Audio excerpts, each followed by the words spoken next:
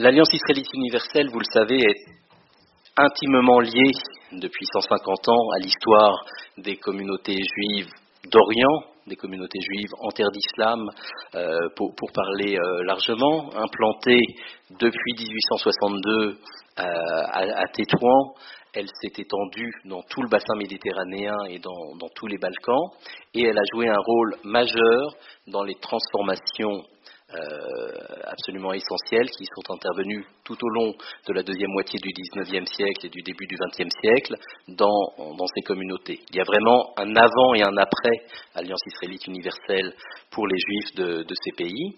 L'Alliance qui a agi, parfois seule, parfois en pionnière, parfois au contact des puissances européennes et avec des jeux souvent très complexes entre les Européens, majoritairement les Français, et les Juifs, dans une relation à trois qui a été très, très diverse entre les Juifs locaux, autochtones, indigènes, comme on a pu dire à certains moments, les populations arabes ou musulmanes, et les populations venant de la puissance coloniale.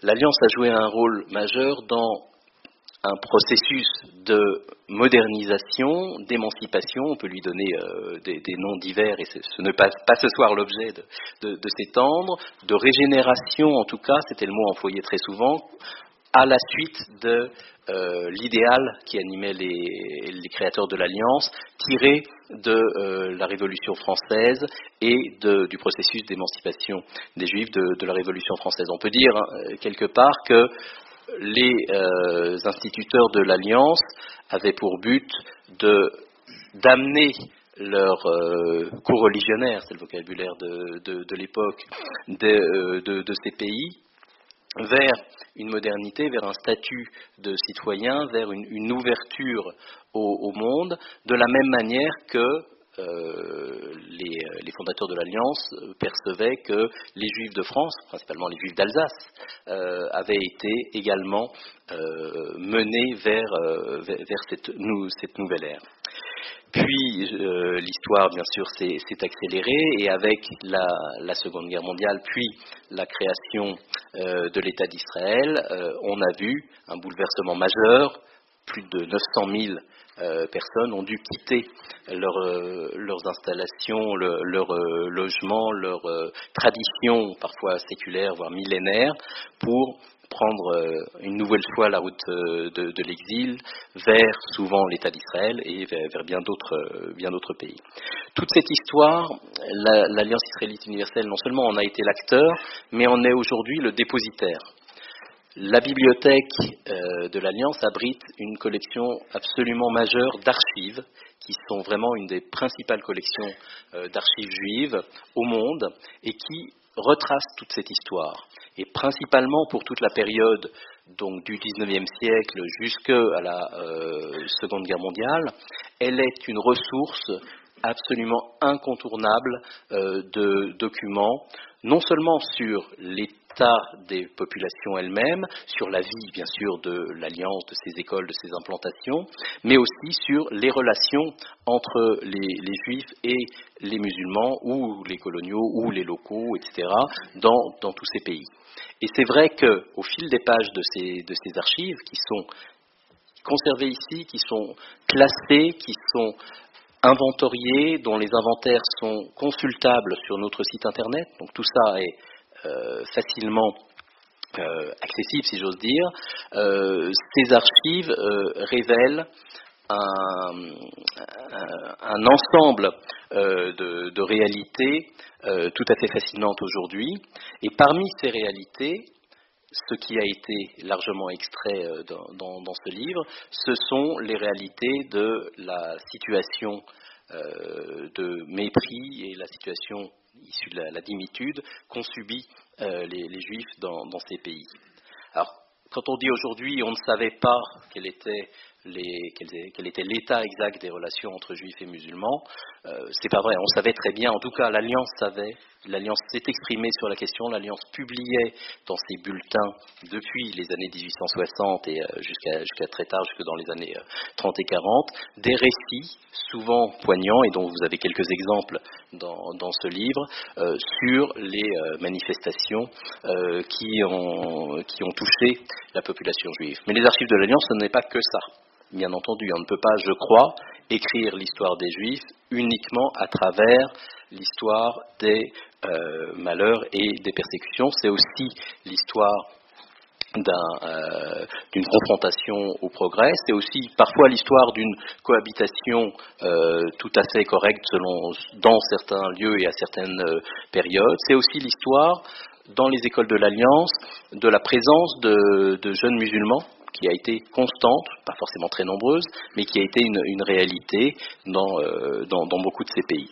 Donc, moi, je suis heureux que ces archives aient pu servir à l'écriture de ce livre, et je crois qu'il y a encore beaucoup de travaux à faire, avec des angles d'approche très divers et très variés. Shmuel Trigano en a choisi un pour ce livre, avec un objectif très précis qu'il va pouvoir vous expliquer, mais sachez que dans ces murs, on a encore largement de quoi écrire toute l'histoire des Juifs de ces pays.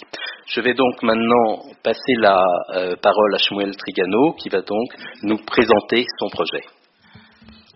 Merci beaucoup.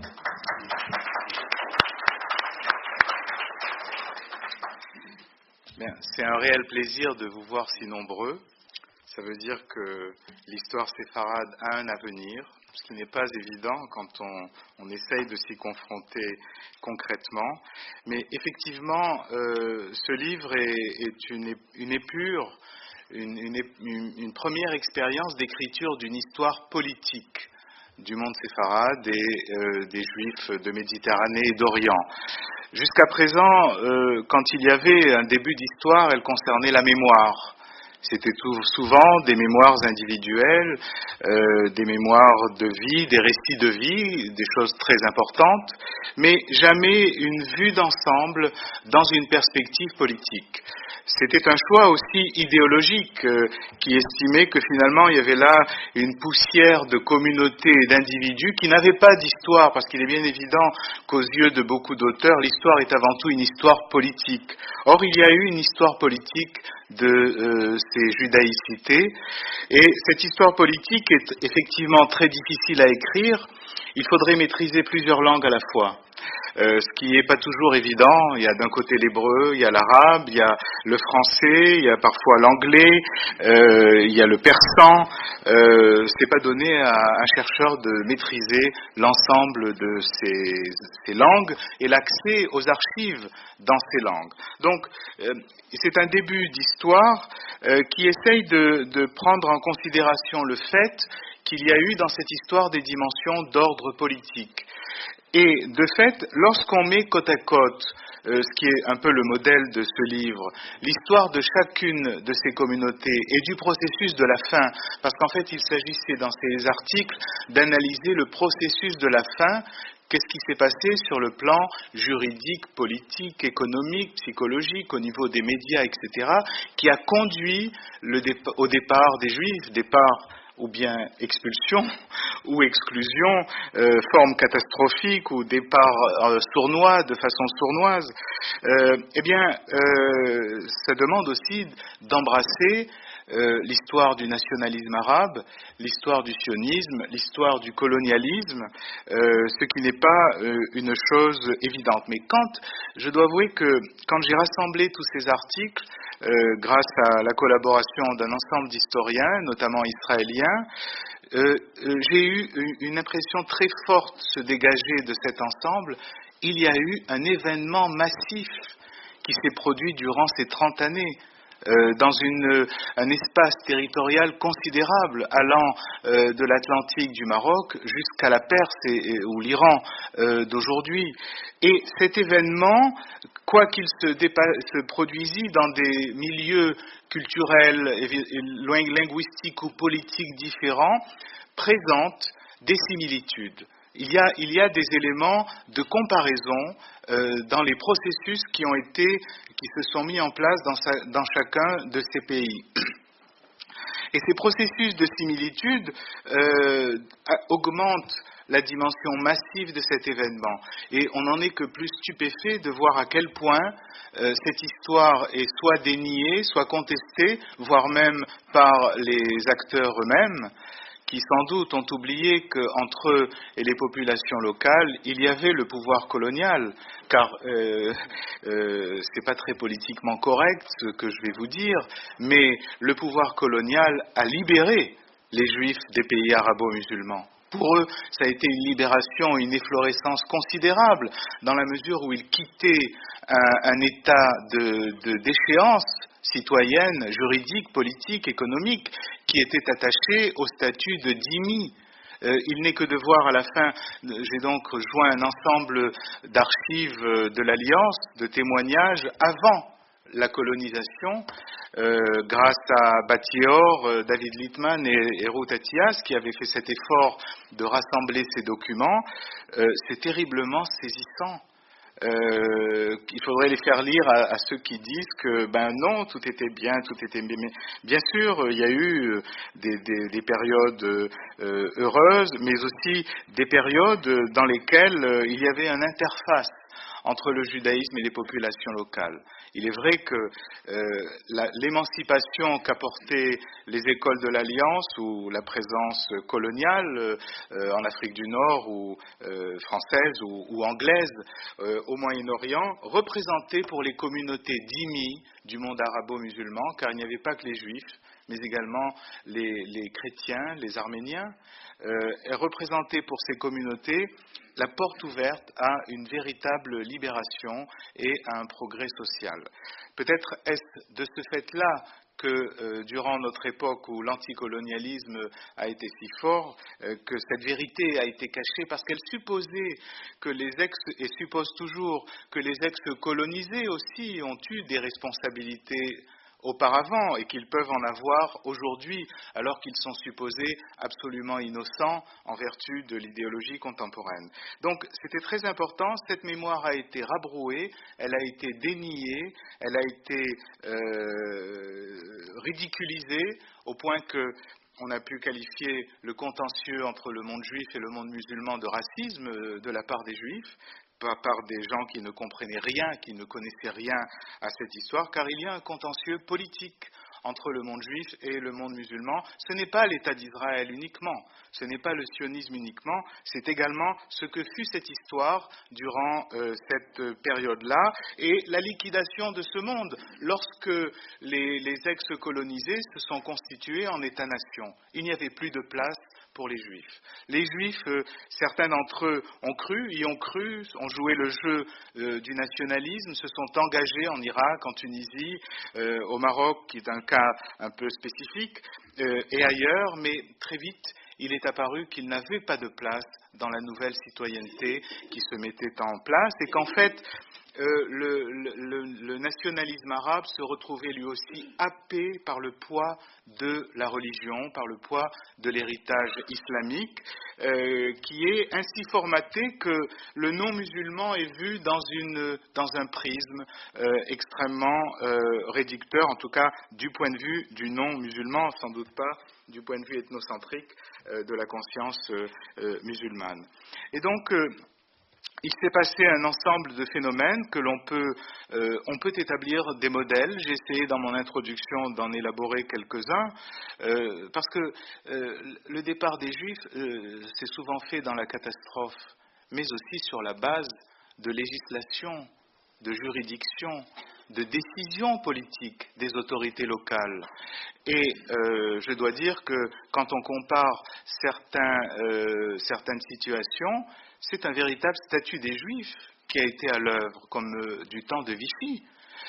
Quand on parle de l'égyptianisation des professions ou la marocanisation, c'est en fait d'une islamisation qu'il s'agit. La nation, ce que nous appelons nation dans l'histoire de l'Occident politique, ce n'est pas exactement ce qui était entendu. C'est car être un vrai national, et Ruth Atias nous parlera excellemment de l'Égypte, être un vrai égyptien, c'était être musulman, mais non pas juif ni chrétien. Et donc, on n'a pas l'habitude de regarder cette histoire avec le regard que l'on porte sur l'histoire européenne, sans aucune raison, parce que le nationalisme arabe a pu être antisémite, mais les nationalismes européens l'ont été aussi. En vertu de quoi ce nationalisme arabe ne se verrait-il pas abordé et critiqué dans cette dimension de son histoire? Et je crois que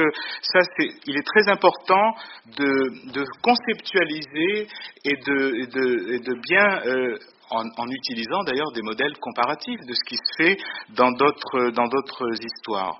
Donc, que ce soit en Égypte, en Irak, en Libye, au Yémen, il y a eu toutes sortes de lois de dénationalisation des Juifs, de mise sous séquestre des biens, des comptes bancaires, de ségrégation juridique à certaines époques, notamment en Turquie par exemple, d'imposition sélective des capitaux et des biens juifs, d'interdiction du travail dans l'agriculture en Syrie, dans les entreprises pétrolières en Libye, dans la fonction publique dans tous ces pays-là, des interdictions sélectives concernant les juifs en tant que tels.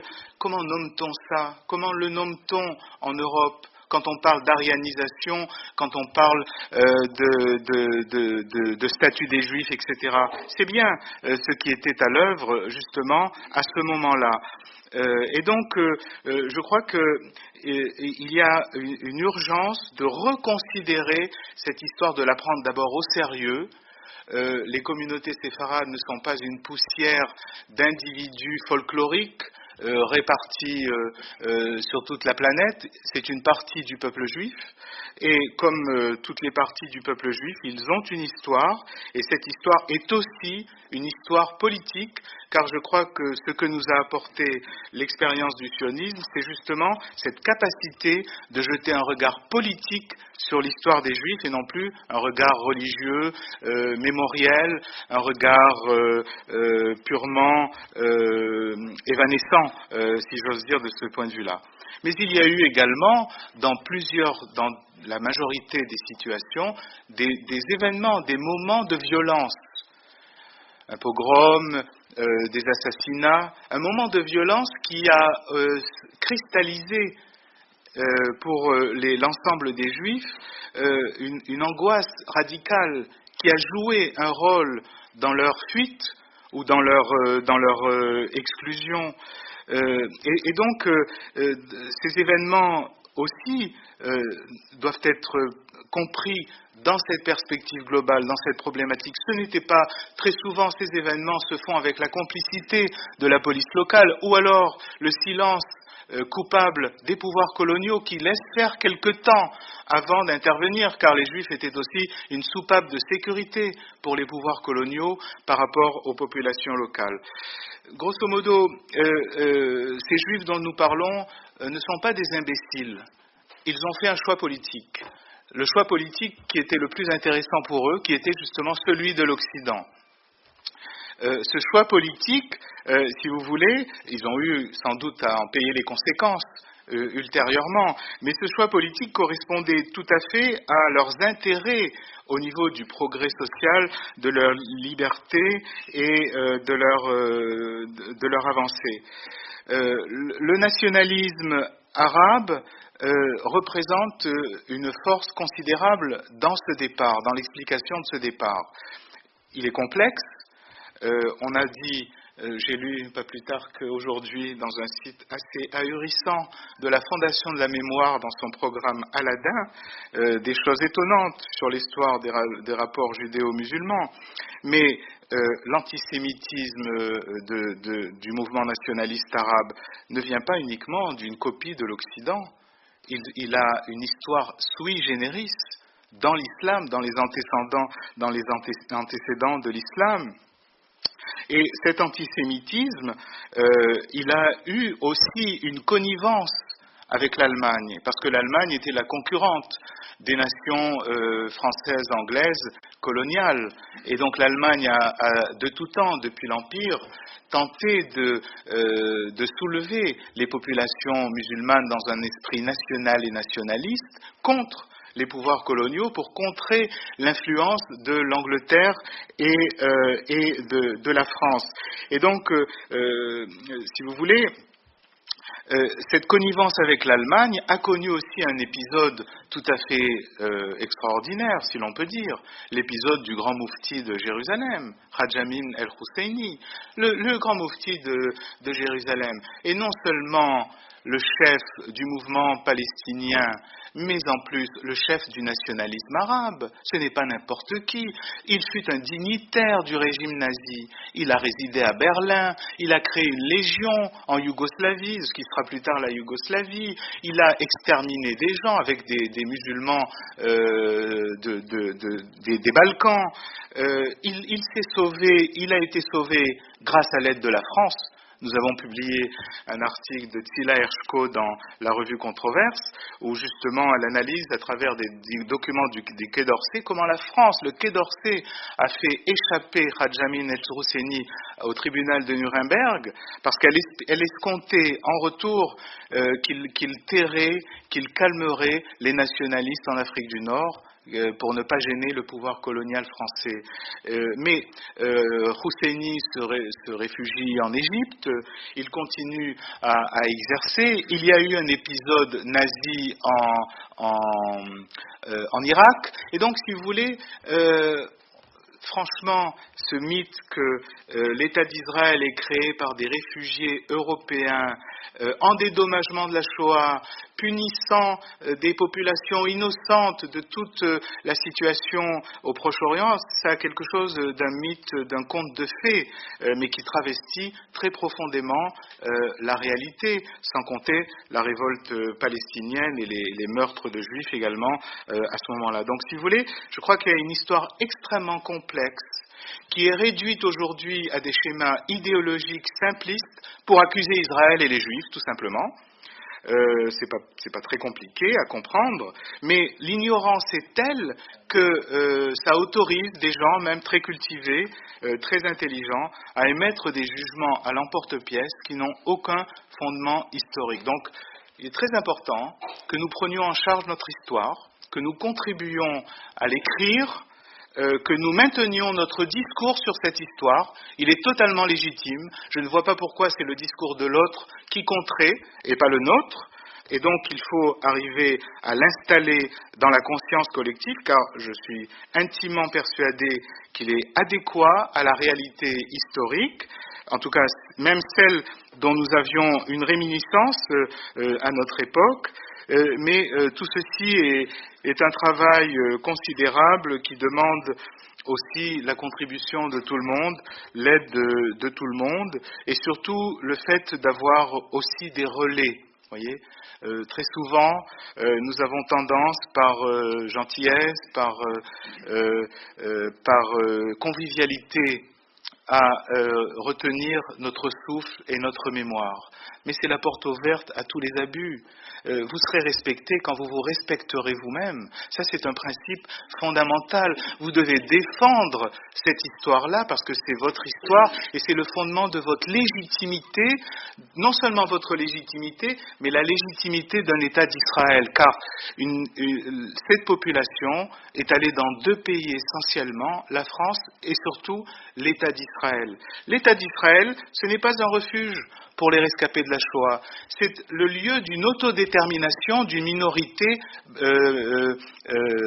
marginalisée et dominée du monde arabo-musulman.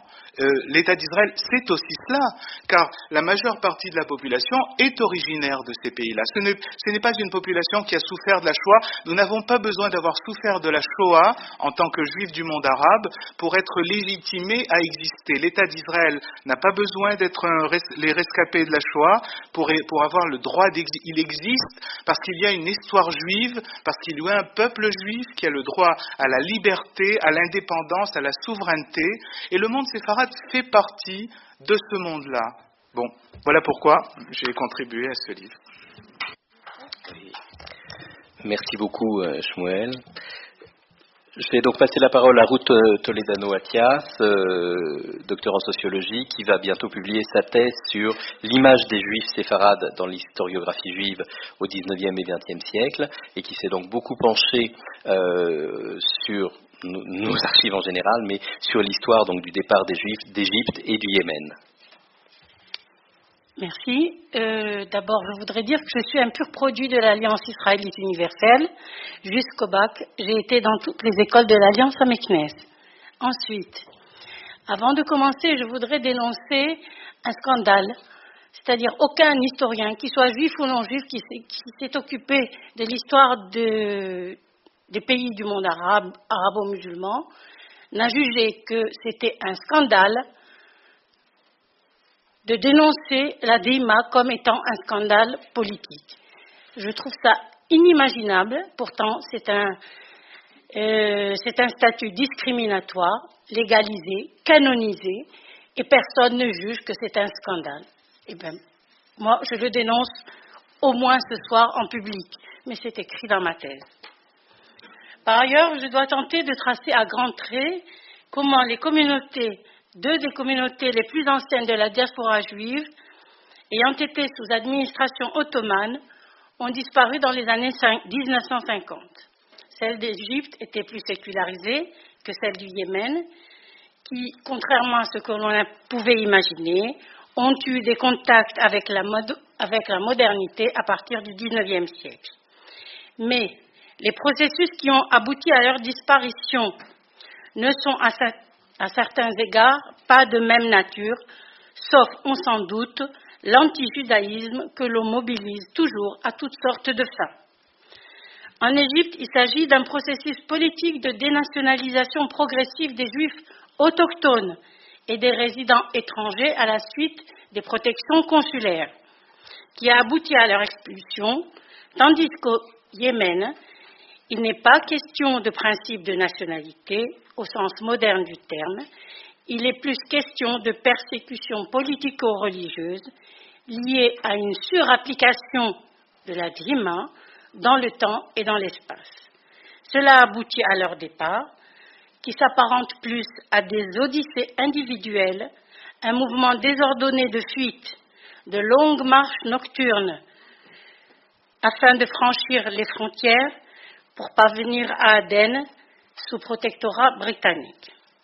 Donc je commence par l'Égypte, avec la mise en place des lois de nationalité et l'ethnicisation de la société égyptienne.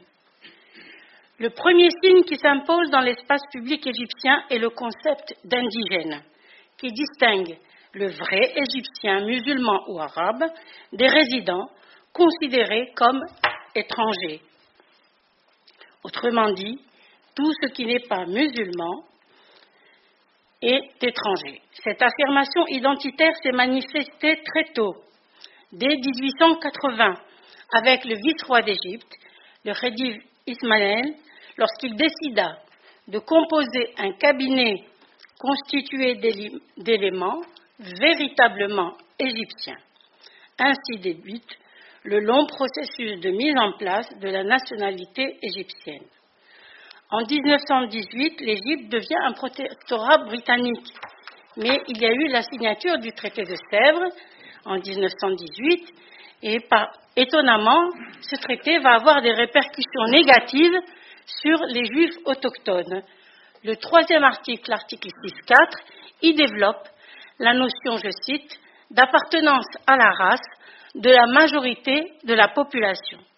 Ainsi, les fondements de la souveraineté de l'État-nation égyptien furent liés à l'ethnicisation de la population égyptienne. Peu à peu, les juifs autochtones allaient être sortis de la population égyptienne et on verra juste un peu plus tard que la loi du 27 février 1929 va avoir des incidences considérables sur le statut politique des juifs en particulier. En 1922, donc, après la prise de pouvoir des Britanniques, commence la lutte pour l'indépendance sous le roi Fouad Ier, avec la création du Parti nationaliste WAFD et la proclamation de l'indépendance qui, elle, ne deviendra effective qu'en 1936-37 avec la conférence de Montreux où on voit l'abolition, évidemment, des protections consulaires et la souveraineté établie sur l'Égypte. En 1927 a lieu la première loi de nationalité où il s'agit d'entreprendre une démarche volontaire pour obtenir la nationalité égyptienne.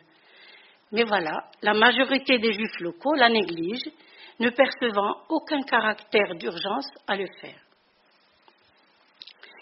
Le processus d'aliénation des Juifs d'Égypte se précise avec la loi donc, du 27 février 1929. Si on reprend l'article 6.4 du traité de Sèvres, relié aux critères de race, qui attribuait un statut spécial à l'affiliation arabo-musulmane, cet article affectait les Juifs et créait pour eux des problèmes insolubles. Ce sont des déterminations arbitraires, certes, mais elles plaçaient les Juifs dans une position impossible. La question est, qui parmi ces Juifs allait avoir droit à la nationalité égyptienne? Assurément, on peut penser que la masse des Juifs locaux installés là depuis la communauté d'Éléphantine ou d'Alexandrie dans l'Antiquité allaient y avoir droit. Et aussi ceux qui provenaient des provinces de l'Empire ottoman avant 1848. Et cependant, seuls 5000 Juifs y eurent droit, tant les modalités d'acquisition de la nationalité étaient devenues drastiques avec la loi de 1919.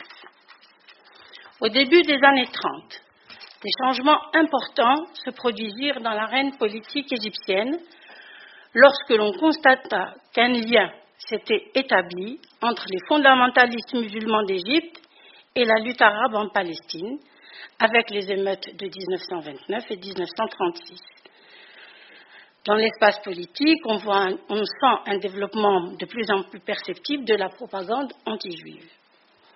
En 1937, la conférence de Montreux, et là se met en place un régime transitoire avec le gouvernement britannique pour en finir avec la colonisation.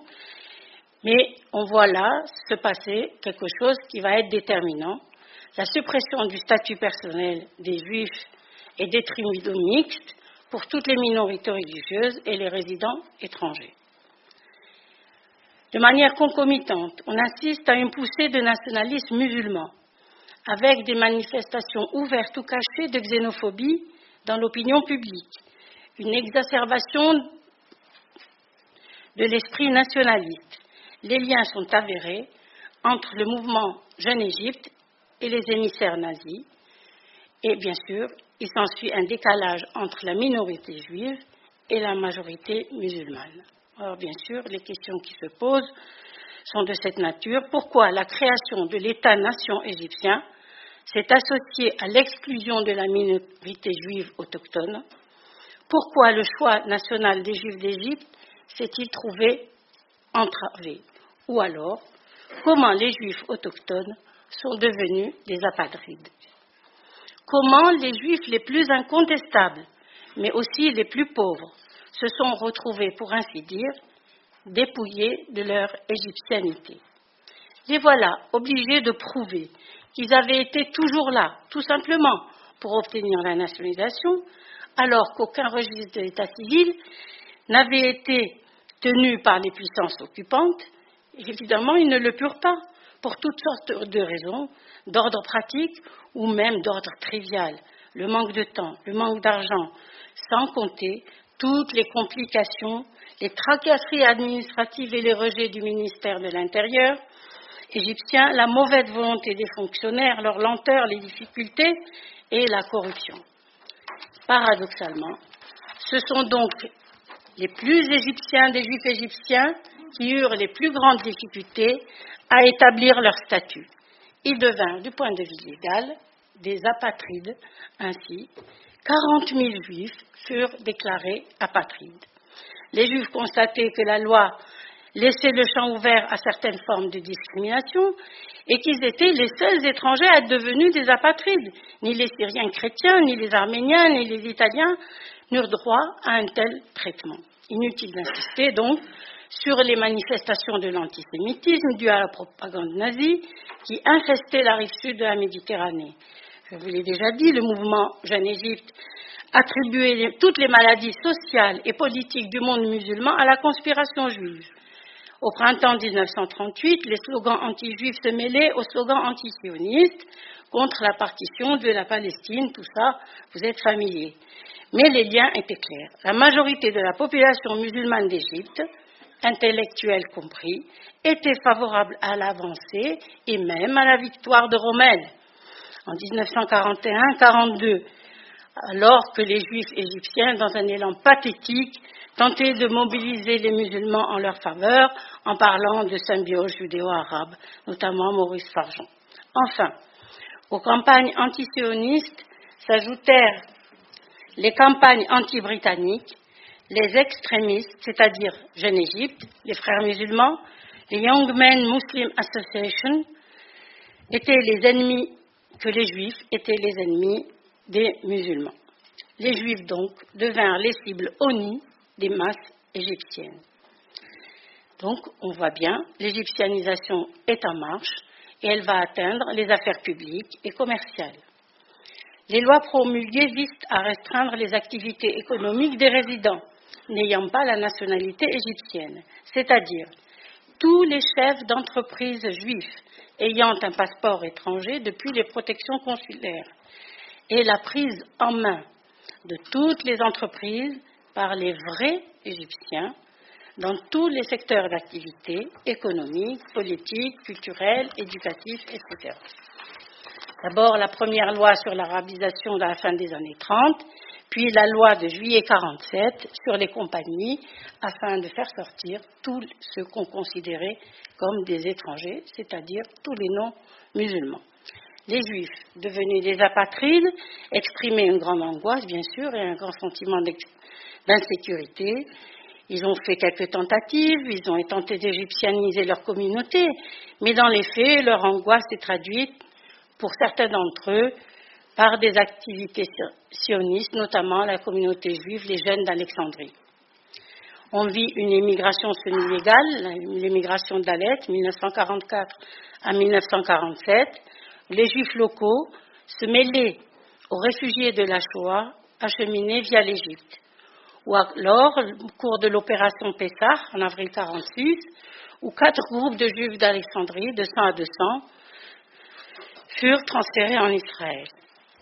Bon, on le voit, la détérioration de la situation politique, elle est plus qu'entamée, et de 1948 à 1952, il faut mettre l'accent sur le rôle de la presse égyptienne dans la dénonciation de l'émigration illégale des Juifs vers Israël, et là, les journaux ont abandonné toute distinction entre sionistes et Juifs. Par ailleurs, dans l'opinion publique, on assimilait déjà sioniste égale communiste. Les sentiments d'angoisse et d'insécurité augmentaient avec l'intensification de la campagne de presse, accusant, en décembre 1947, des rumeurs se répandirent, accusant les Juifs d'être à l'origine de l'épidémie de choléra, tandis que la police recherchait les jeunes sionistes jusque dans leur maison. Après la déclaration d'indépendance d'Israël le 14 mai 1948, la vie politique égyptienne devint chaotique et les conséquences vont rejaillir sur l'avenir des Juifs avec l'évocation inévitable de la loyauté des Juifs envers leur pays natal. Bon, je crois que tout le monde est déjà familier avec tout ça. Le malaise augmente avec la guerre israélo-arabe, les arrestations massives et internements des Juifs et non-Juifs. On passe de 600 à 3000 personnes internées, mises sur caisse de leurs biens, etc. Et les autorités recherchent surtout des communistes et les frères musulmans, mais elles prennent des mesures contre les Juifs et établissent une surveillance étroite des communautés, en particulier le ministre de l'Éducation, qui déclare qu'il voudrait accélérer le processus d'égyptianisation des Juifs. La loi martiale est établie sur toute l'Égypte en juin 1948 et par là, il cherche à empêcher les Juifs d'aller en Israël. Ce point distingue les Juifs yéménites qui, eux, n'ont pas été à proprement dit expulsés, mais autorisés à partir après qu'on les ait exténués. Mais bon, on y arrive. Mais les exactions et l'arbitraire sévissent, les Juifs sont des sionistes et surtout, ils appartiennent à la 5e colonne.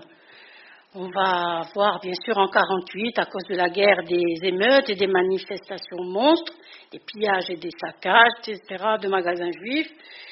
Mais les Juifs, bien sûr, se sentent dans une impasse. Les Juifs étrangers qui avaient été internés ont été de suite expulsés. Et ceux des internés qui avaient la nationalité égyptienne sont déchus de leur nationalité et expulsés manu militari. Les plus privilégiés d'entre eux partent vers l'Europe, les plus nombreux et les plus pauvres vont en Israël via l'Europe. Les Juifs qui restaient étaient étroitement surveillés. De 1950 à 1952, la vie politique se transforme en chaos à cause de la confrontation entre le Parti national Wafd au pouvoir et les partis d'opposition fondamentalistes. Le Wafd perd le contrôle de la situation politique. On note un samedi noir le 26 janvier 1952 avec des émeutes monstres entre les nationalistes et les fondamentalistes. Bien sûr, l'instabilité gouvernementale est importante. Elle dure plusieurs mois, au bout desquels il y eut un coup d'État militaire des officiers libres le 20 juillet 1952 avec la prise du pouvoir de Nasser. Ceci va aboutir à la dénationalisation des Juifs d'Égypte, déjà assimilés à des sionistes et devenus, grâce à Nasser, des ennemis.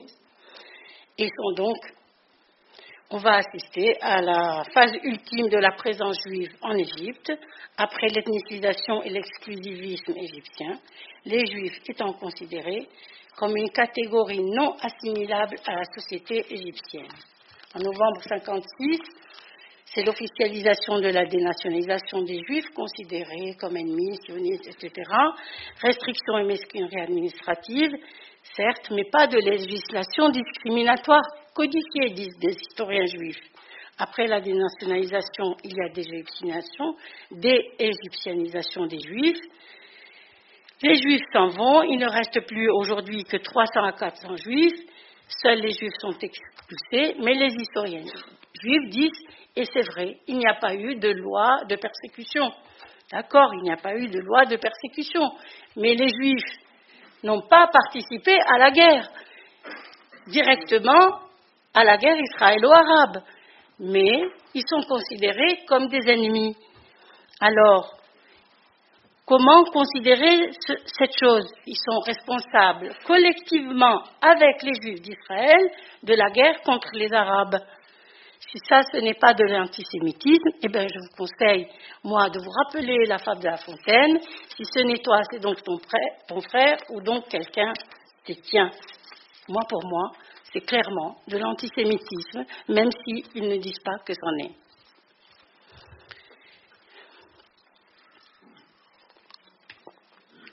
En ce qui concerne les Juifs du Yémen, alors là, la première des choses qu'il faut dire, c'est qu'on ne peut pas suivre Baron lorsqu'il dit qu'il faut rejeter la conception lacrymale de l'histoire juive. Si on tient compte, Baron, l'historien bien sûr, Salo Baron, parce que si on tient compte de ça, eh bien c'est simple, il n'y a pas d'histoire des communautés juives du Yémen. C'est simple. On fait une impasse totale. Pourquoi? Eh bien, vous allez le savoir, c'est terrible, quoi. Les Juifs du Yémen n'ont pas été expulsés, c'est vrai. Mais les gouvernants leur ont même interdit d'émigrer jusqu'en janvier 1949.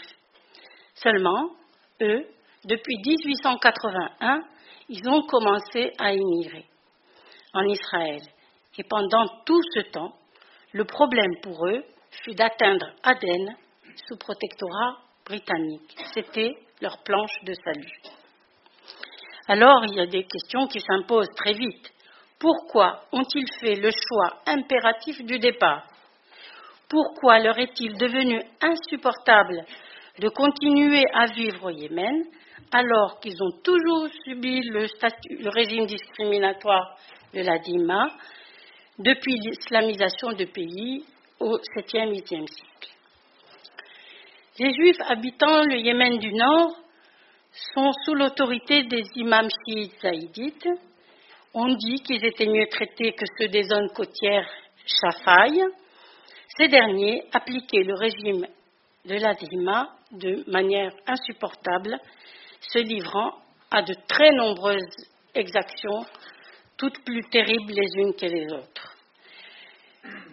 Le Yémen était aussi une dépendance de l'Empire ottoman, où était parvenu un vent de libéralisation relative avec les réformes du Tanzimat en 1869. Mais en 1904, l'imam Yahya Zaïdite prend le pouvoir sur une grande partie du Yémen, toujours sous suzeraineté ottomane, et il impose l'application de la charia avec un gouvernement autocratique, l'omnipotence et l'infaillibilité de l'imam, l'absolutisme à l'intérieur et l'isolationnisme à l'extérieur. Les Juifs sont les protégés de l'imam. Mais les humiliations atteignent des profondeurs, avec l'obligation, par exemple, de ramasser les matières fécales dans la rue. Ces hommes avaient le statut d'intouchables, dû au puritanisme tant des musulmans que des juifs, qui avaient intériorisé le puritanisme ambiant.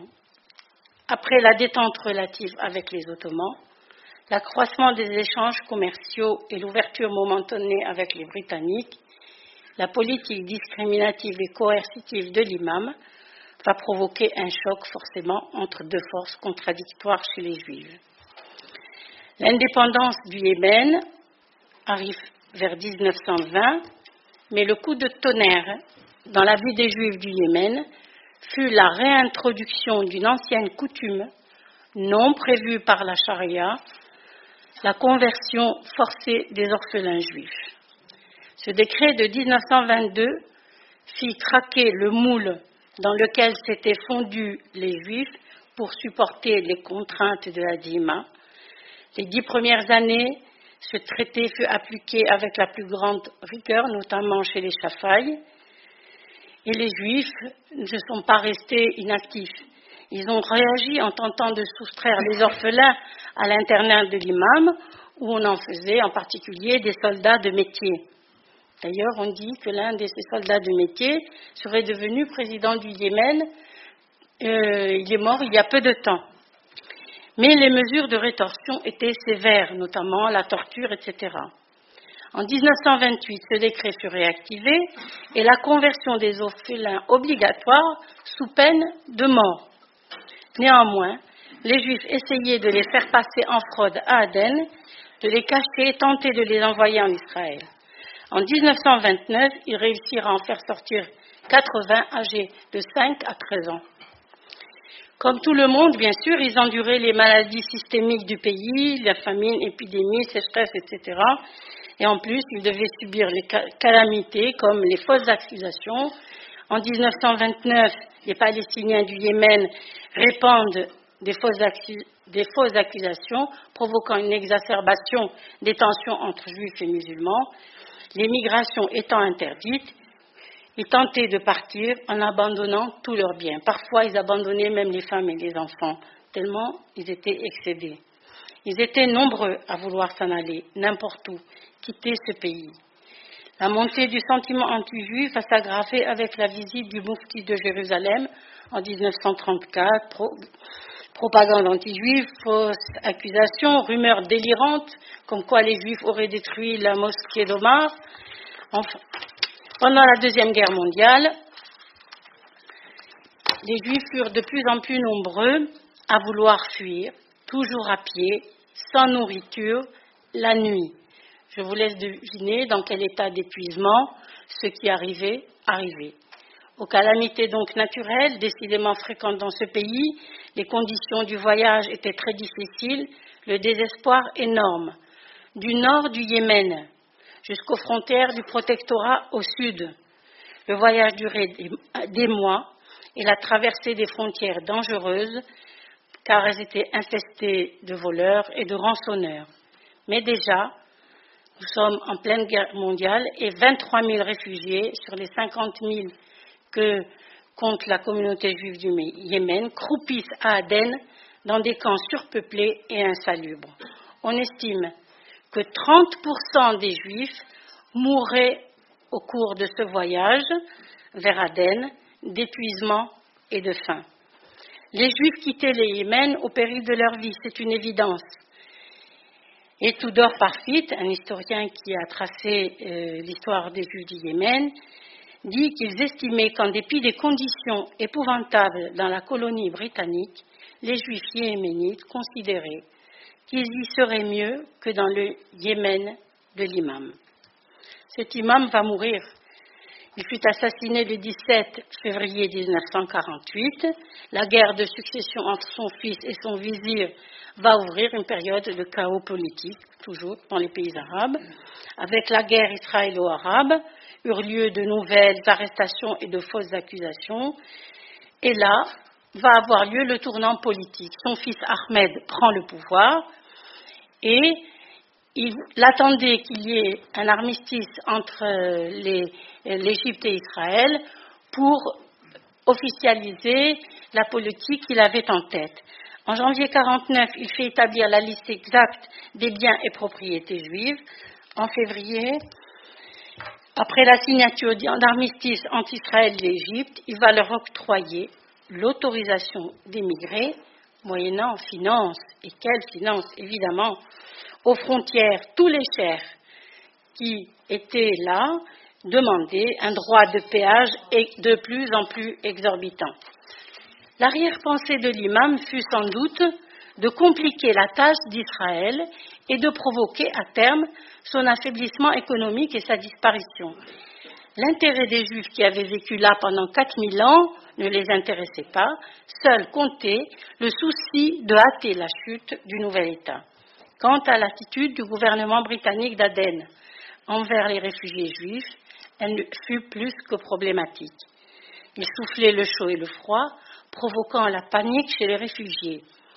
Dans le foyer des pauvres de la communauté juive d'Aden, les équipements étaient obsolètes. La surpopulation et les conditions sanitaires désastreuses, dangereuses même.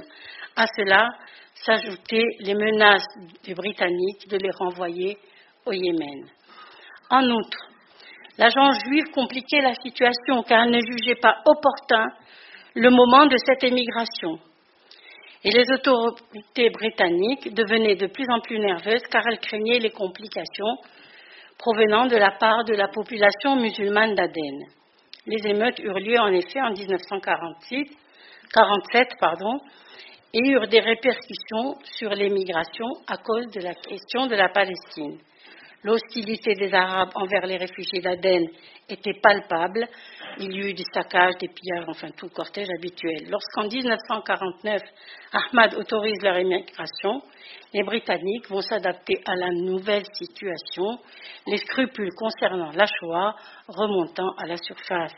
Mise en place donc d'un pont aérien de 1949 à 51, arrivée massive des 50 000 Juifs du Yémen en Israël, et là, l'accueil a été terrible, sauf de la part de l'Alliance israélite universelle à Jérusalem, et je ne peux pas finir sans rappeler le scandale des orphelins kidnappés en Israël après leur arrivée.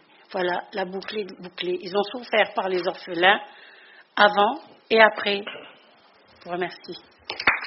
Il y a deux pays, et deux pays qui, à première vue, ne se ressemblent guère. Le premier pays que je vais traiter, c'est la Tunisie. Et il a été, à juste titre, placé dans l'ouvrage dans le cas des pays où il y a eu exclusion. Le second pays est la Libye, et de la même manière, à juste titre, il a été intégré dans les pays où expulsion il y a eu. Donc ce n'est pas exactement le même schéma. Je commencerai un peu tard, parce qu'il y a deux pays et que je n'ai pas le temps de tout traiter. Je serai donc concis. L'indépendance de la Tunisie date du 20 mars 1956. Mais le récit que nous allons développer va commencer un petit peu avant cette date, sans cela on se condamnait à ne pas comprendre grand-chose. D'autre part, j'essayerai de vous montrer la spécificité du nationalisme tunisien, parce que c'est un facteur explicatif important. La spécificité du nationalisme tunisien par rapport aux autres nationalismes dans le monde arabe. Alors, premier point, qu'est-ce qui se passe avant cette date fatidique de l'indépendance de la Tunisie de mars 1956 ? Il se passe une histoire très simple qui commence en 1949, après l'armistice de Rhodes, c'est-à-dire l'armistice israélo-arabe. À partir du printemps 1949, commence depuis la Tunisie une immigration de masse vers Israël, qui va durer jusqu'à la fin de l'année 51. J'insiste sur ce fait, c'est une immigration de masse qui n'est pas dictée par des craintes sur place. C'est une immigration de masse, disons, sioniste. Il y a des gens qui partent alors que la présence française en Tunisie ne paraît nullement menacée à l'époque. Ce sont donc des départs sans pression interne.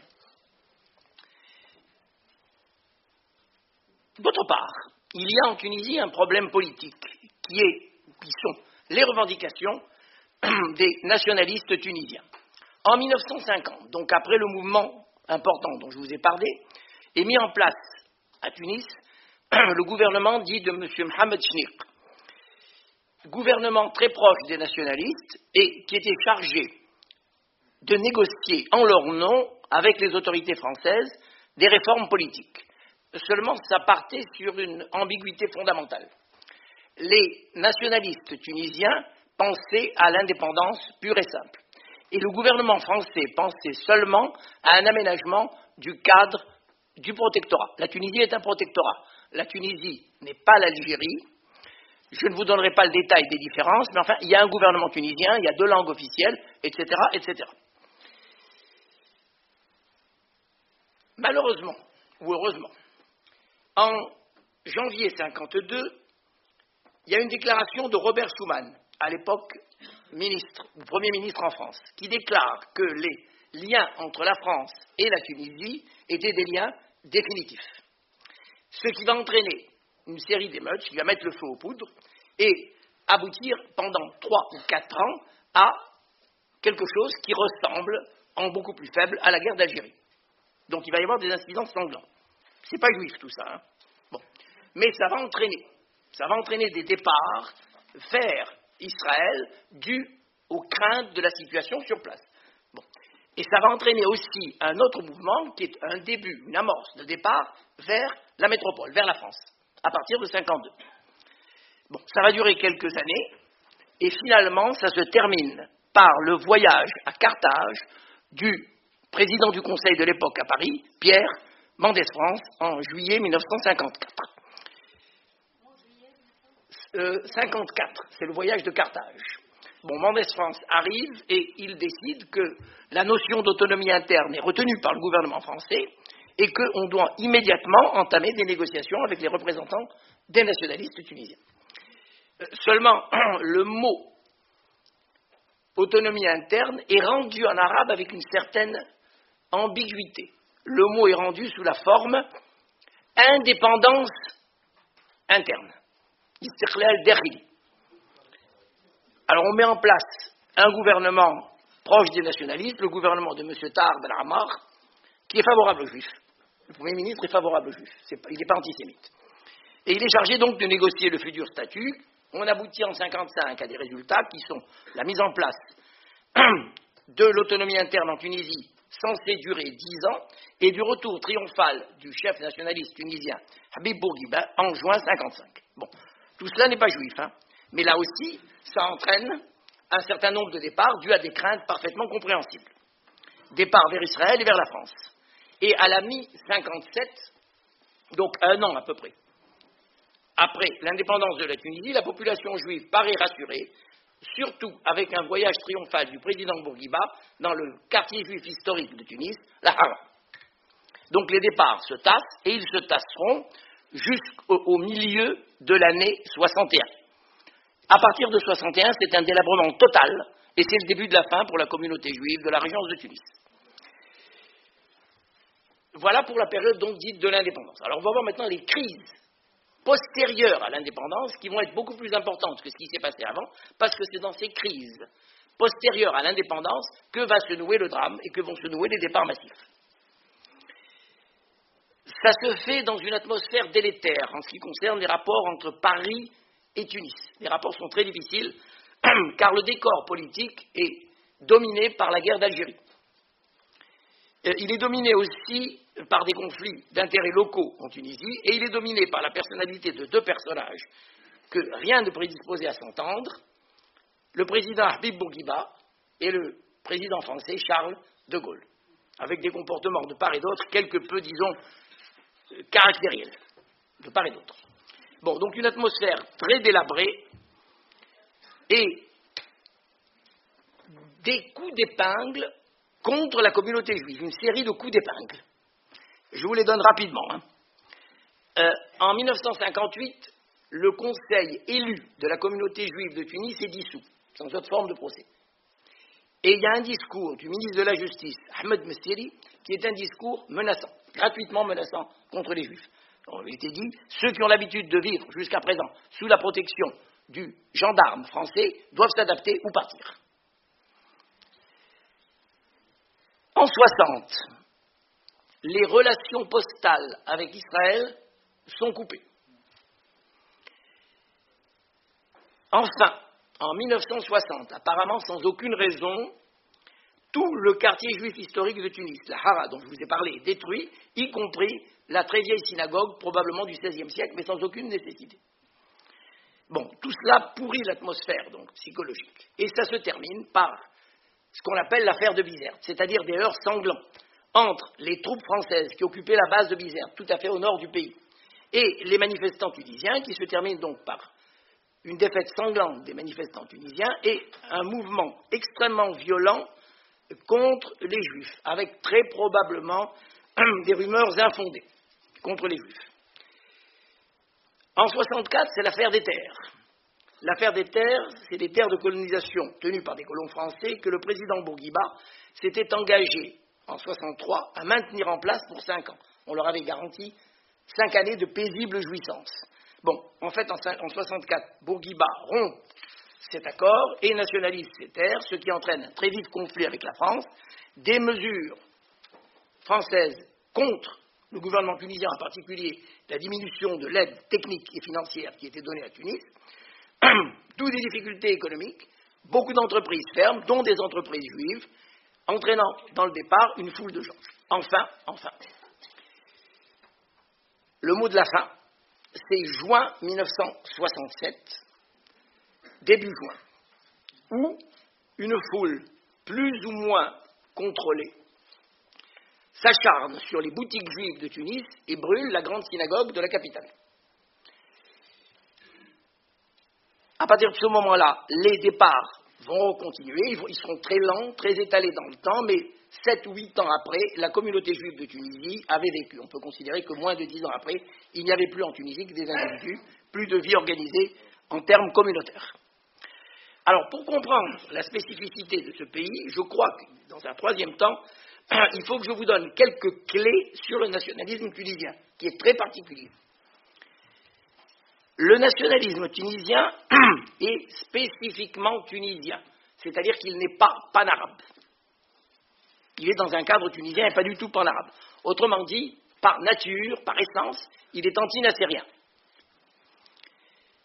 Il est laïque, foncièrement laïque. Il est laïque, lié aux francs-maçons et très proche de la gauche française. Il est gradualiste, c'est-à-dire que Bourguiba et les gens qui l'entourent pensent que l'indépendance, on ne peut pas l'avoir d'un coup, qu'il faut des étapes, qu'il faut graduer, de façon à parvenir à l'indépendance de manière graduelle, sans braquer la personne qui est en face, enfin sans braquer les Français. Et enfin, il y a eu, pendant quelques années, une tentative plus ou moins sincère d'intégrer les Juifs et de les rassurer. Donc, a priori, le contexte n'était pas catastrophique, a priori. Mais il y a eu échec, on le sait. Alors pourquoi cet échec? Bon, 2 raisons très simples, qui sont purement psychologiques. Les craintes des Juifs, qui n'étaient pas totalement rassurés, et la méfiance et l'hostilité d'une grande partie de la population tunisienne, il faut le dire. D'autre part, l'intégration des Juifs s'est faite dans un contexte doublement délétère. Le premier, c'est la continuation de la guerre d'Algérie, et le second, c'est la perpétuation du conflit israélo-arabe. Donc ça s'est fait dans le pire des moments. Même s'il n'y avait pas ces phénomènes, cette intégration aurait-elle réussi? Je n'en sais rien. Je ne crois pas, pour d'autres raisons. Mais il y a eu, dans le cas de la Tunisie, une spécificité, c'est qu'il y a eu des raisons de politique interne, et spécifiquement des raisons de politique interne de nature économique qui ont joué de manière très négative. C'est la mise en place, au cours de l'année 60, de la planification. C'était très à la mode à l'époque, et de la planification inspirée du modèle d'autogestion yougoslave. Bon. En fait, c'était un mode de planification qui était très autoritaire, puisqu'on obligeait les gens à se mettre en coopérative, et ça a entraîné dans le pays de très fortes oppositions, dont celle des Juifs. On a dit, mais les archives ne sont pas encore ouvertes, on a dit que les journées de juin 67 en Tunisie avaient été mises en place par un certain nombre de gens proches du pouvoir qui voulaient se débarrasser du maillon le plus faible de l'opposition, c'est-à-dire les Juifs, les plus fragiles politiquement. Et ça a été mis en place, visiblement, contre d'autres ministres ou d'autres membres du gouvernement qui ne souhaitaient pas, enfin, qui s'élevaient contre cette politique de planification inspirée du 5e arrondissement. Je n'ai pas de preuve, parce que les archives ne sont pas ouvertes, mais c'est parfaitement concevable, car il semble que ni le ministre de la Justice, ni le président Bourguiba n'aient été au courant de quoi que ce soit, et d'ailleurs, il y a eu des réactions après cela. Bon. Voilà donc le contexte général, qui a abouti au départ de toute la communauté juive de Tunisie, à l'exception de 1500 individus, paraît-il, sans qu'il y ait eu expulsion officielle, ni mesure antisémite officielle. Ça s'est fait tout doucement. Bon. Alors les Tunisiens, dans cette affaire, n'ont strictement rien fait pour retenir la moindre personne. Les Juifs pouvaient partir quand ils le voulaient, comme ils le voulaient. Autrement dit, on a cherché à se débarrasser des Juifs sans aucun souci de savoir s'ils allaient ou non renforcer Israël. Ce n'était pas du tout un problème. Les Juifs partaient, ils libéraient des places, parfois ils abandonnaient leurs biens, par conséquent il y avait tout à gagner et rien à perdre. Et la solidarité avec les États arabes du Proche-Orient jouait fort peu, puisqu'on a laissé partir les Juifs, pour des raisons strictement internes, et parce que économiquement c'était intéressant. Alors, très différent est le cas de la Libye, c'est presque l'antithèse. Le contraste est violent, donc, avec la Libye. Alors, pour comprendre ce qui s'est passé en Libye, je suis obligé de retourner à la Deuxième Guerre mondiale, sans ça on ne comprend pas. Il y a une guerre en Libye entre l'Africa Corps de Rommel et la 8e armée, plus tard prise en place par Montgomery. Je vous passe les détails. En janvier 1943, Tripoli, qui est tout à fait à l'extrémité occidentale de la Libye, la capitale Tripoli, est libérée par les troupes de la 8e armée britannique. Et c'est la fin de la colonisation italienne. Alors les Britanniques laissent en place l'administration italienne, mais la contrôlent. Ils la contrôlent. Bon. Mais enfin, l'Italie, c'est fini. Et pendant le mandat britannique sur le pays, il va y avoir contre les Juifs 2 épisodes extraordinairement haineux et extraordinairement sanglants. Le premier événement qui va se situe dans la période qui commence le 4 novembre 1945 et qui se termine 4 jours plus tard, le 11. Un peu partout dans le pays, mais pas partout. Dans beaucoup d'endroits, mais pas partout, je corrige. Il va y avoir contre les Juifs une tentative de massacre général. Et on comptera 135 morts, ou paraît-il plus. Cependant, le souci de la vérité m'oblige à dire que les mouvements ont lieu essentiellement dans la province ouest du pays, la Tripolitaine, là où vit une population arabophone et sunnite. Dans le sud du pays, où la population n'est ni arabophone ni sunnite, il n'y a rien. On ne s'attaque pas aux Juifs. De même, en Syrie naïque, tenue par la confrérie des Séoussites, il n'y a rien contre les Juifs. Donc ça se base dans les zones arabes et sunnites. c'est-à-dire dans la province ouest, et en particulier à Tripoli. Alors il y a donc 135 morts, et la tentative de massacre, malgré tout, échoue, en ce sens que la Hara de Tripoli, c'est-à-dire le quartier juif de Tripoli, résiste et empêche les assaillants de pénétrer à l'intérieur. Donc les gens avaient des armes. D'où venait-il? Probablement des armes distribuées par la brigade juive de la 8e armée, car il y avait une brigade juive en Libye pendant la période victorieuse de Montgomery. Donc, premier événement. Deuxième événement, deuxième tentative de massacre généralisé, le 12 et le 13 juin 1948, à peu près contemporain de la création de l'État d'Israël. Bon, ça recommence, à peu près de la même manière, mais l'attaque de la Hara de Tripoli se termine par un désastre pour les assaillants, en ce sens qu'il laisse 200 blessés et une quarantaine de morts sur le terrain. Bon, vous comprenez qu'après ce qui s'était passé, quand viendra l'indépendance de la Libye, il sera pratiquement impossible pour les Juifs de demeurer sur place. Bon, trop risqué. Bon, l'indépendance de la Libye était prévue pour le 1er janvier 1952. Mais avant cette date fatidique, 90% des Juifs du pays étaient partis, dans leur quasi-totalité en Israël, pour quelques-uns en Italie, pour quelques-uns en Tunisie, peut-être en Égypte, je ne sais pas. Donc la Libye devient un État indépendant. Un État indépendant a deux têtes, en ce sens que le roi c'est l'émir Idriss Esnoussi, c'est-à-dire représentant la province orientale, la Cyrénaïque. Et le Premier ministre est un certain Mohamed Montazir, qui est tripolitain, c'est-à-dire la province de l'Est. De l'Ouest, excusez-moi. Bon. Donc, c'est un pouvoir, en quelque sorte, à deux têtes, et là va commencer une histoire assez curieuse. Ça va être une période très difficile pour les 10% de Juifs qui sont restés sur place, c'est-à-dire 3500 à 3800 personnes. C'est donc une période difficile pour les Juifs, avec deux phénomènes que je signale. Un, c'est l'extraordinaire mesquinerie des mesures qui seront prises contre la communauté juive locale, d'une mesquinerie sans précédent, et l'acharnement incompréhensible des Juifs à s'accrocher pendant plus d'une décennie. Il y a deux phénomènes, un qui est compréhensible et le second l'est moins. Bon. Donc il reste sur place un petit noyau de Juifs, dont certains avaient d'ailleurs un passeport étranger, britannique, français, italien ou tunisien. Les autres étant citoyens entre guillemets, citoyens libyens entre guillemets.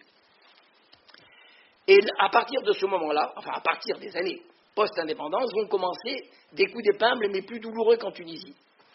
1954, fermeture de tous les clubs maccabis, ce qui prive les Juifs de toute activité sportive. La même année, les relations postales avec Israël sont coupées. En 58, décembre 58, la communauté juive est dissoute. Ça, c'est sans équivalent. On n'a jamais vu ça. La communauté juive est dissoute et on met à sa tête un administrateur musulman. Bon, c'est complètement baroque, c'est absurde. Dans le cadre même de la Dima, c'est absurde. N'empêche que ça a été fait en Libye. Ça n'a pas de sens. En 57, tous ceux qui ont des parents en Israël doivent le déclarer. C'est-à-dire tout le monde. Pratiquement, c'est tout le monde.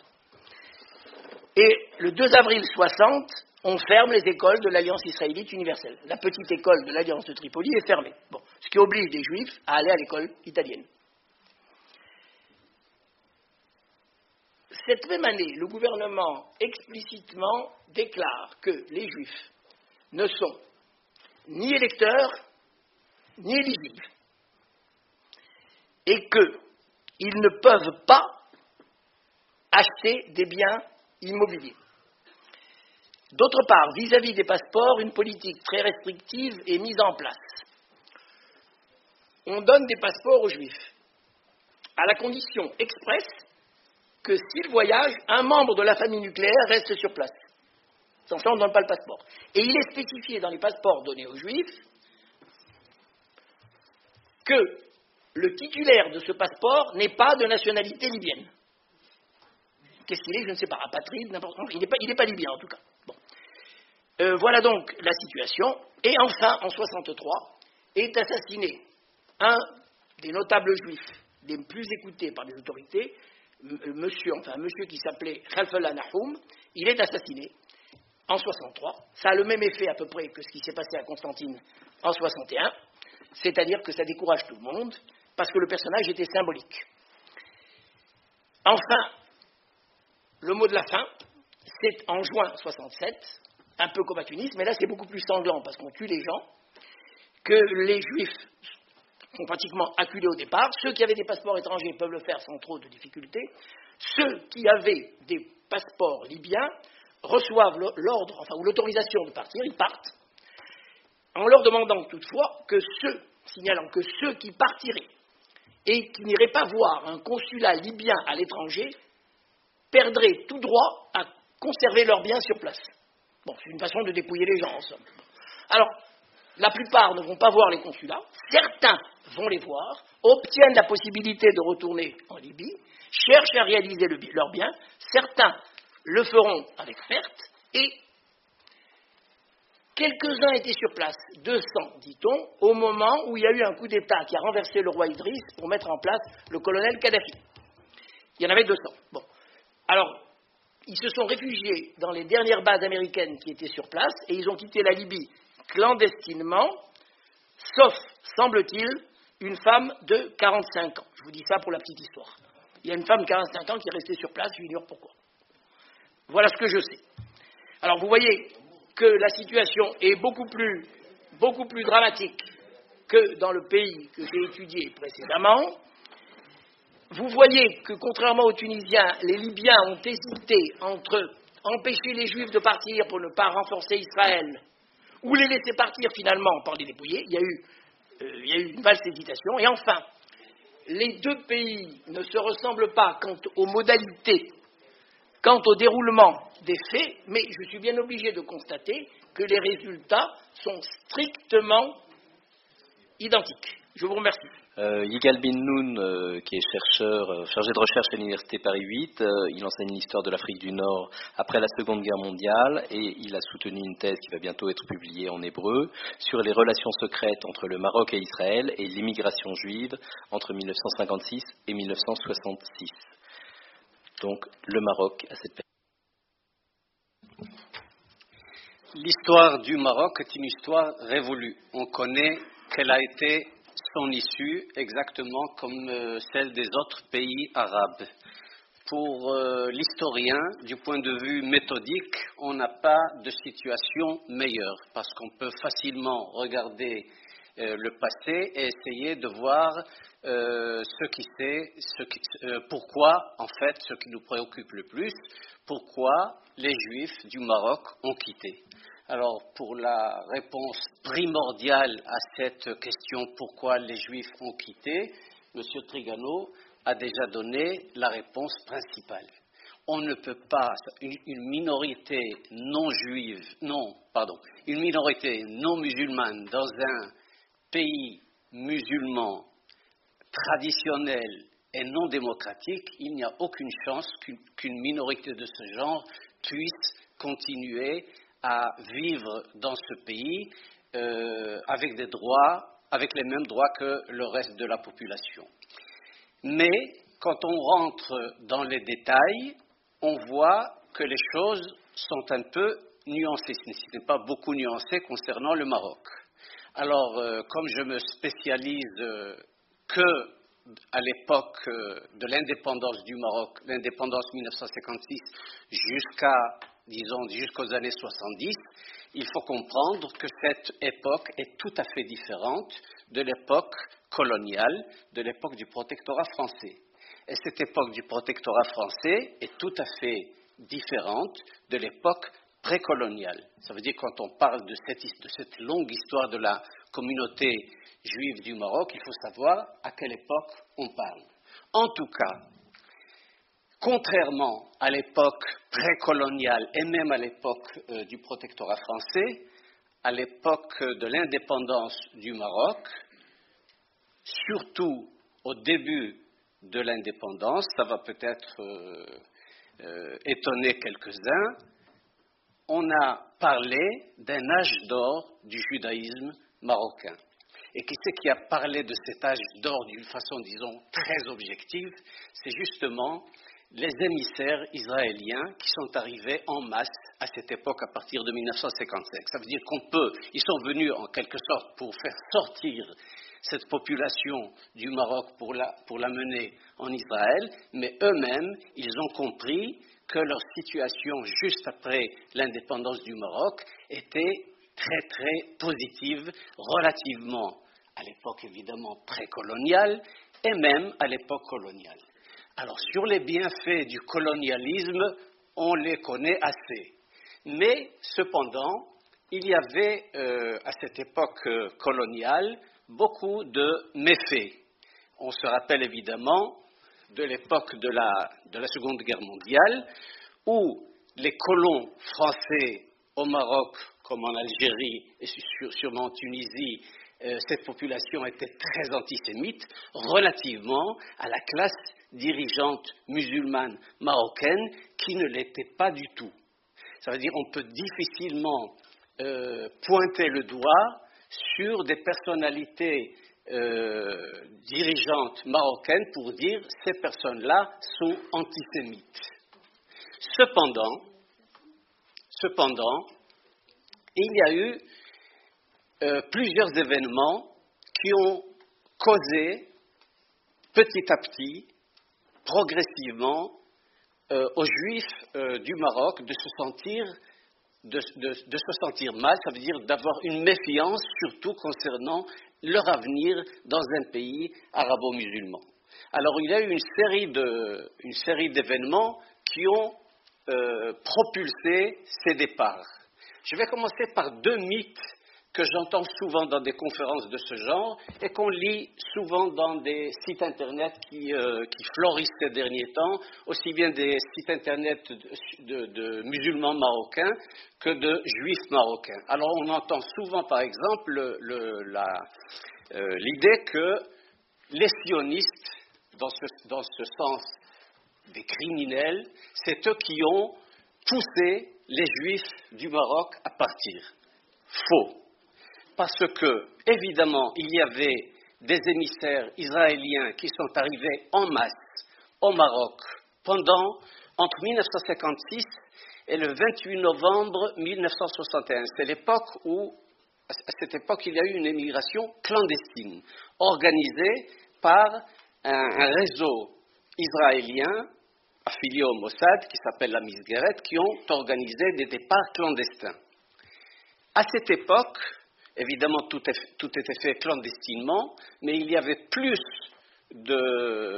d'envie ou de désir de la part des Juifs de quitter, au moins de certaines classes sociales, de quitter le Maroc, que la possibilité pour les Israéliens de les faire partir. Ça veut dire qu'ils devaient tout le temps repousser ce désir des Juifs de partir parce qu'ils n'étaient pas capables de faire partir tous ceux qui voulaient partir.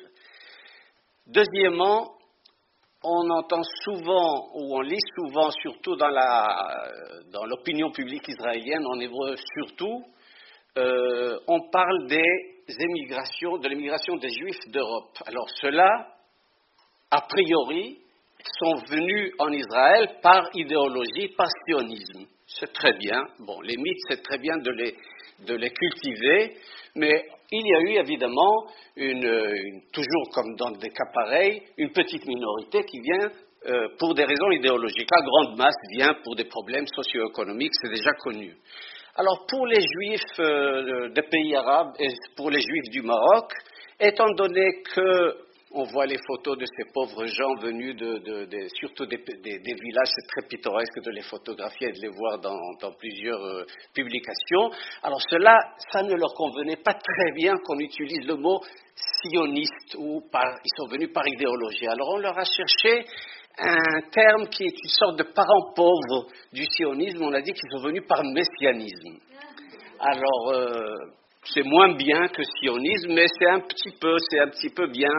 En tout cas, ce que je voulais dire, c'est que je n'ai pas trouvé du tout un terme pareil, ni chez les dirigeants de la communauté juive dans tous les documents que j'ai travaillés, ni chez les émissaires israéliens qui sont arrivés au Maroc, ni chez les délégués des organismes juifs internationaux qui se sont occupés des droits des juifs du Maroc. Ce terme n'existait pas, et non seulement le terme, mais à mon avis, la principale raison pour laquelle les juifs du Maroc, surtout les classes sociales les moins favorisées, voulaient venir en Israël, c'est parce qu'ils avaient une grande admiration par ce qu'on appelait à l'époque le miracle d'Israël. C'était le kibbutz, c'était le moshav, c'était l'armée israélienne, c'était l'agriculture israélienne, c'était la force du nouveau juif qui a enlevé ses habits de diasporique et qui est devenu quelqu'un d'autre sur sa terre, tout à fait différent de son passé diasporique. Ce miracle d'Israël, on l'a utilisé beaucoup. Les Juifs, aussi bien les Juifs du Maroc que ceux qui sont venus s'occuper d'eux.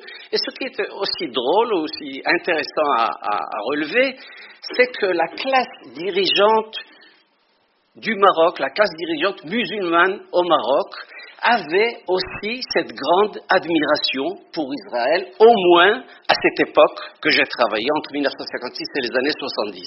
On peut trouver beaucoup de comptes rendus où on parle pratiquement chez toute cette classe dirigeante, en commençant par Mohamed V et son fils Hassan II, l'aile droite de la politique marocaine et aussi l'aile gauche comme Mehdi Ben Barka ou Abderrahim Boubid ou bien d'autres, tous avaient une grande admiration pour Israël, à tel point par exemple que vous avez sûrement entendu parler de Ben Barka, il avait des relations quotidiennes, pratiquement quotidiennes avec l'ambassade de France, l'ambassade d'Israël en France, et il demandait souvent aussi bien des revues de presse de la politique israélienne, des ouvrages sur les coopératives en Israël, sur le kibbutz, sur la Histadrout, les syndicats ouvriers, et il a même demandé des livres pour apprendre l'hébreu. On lui a envoyé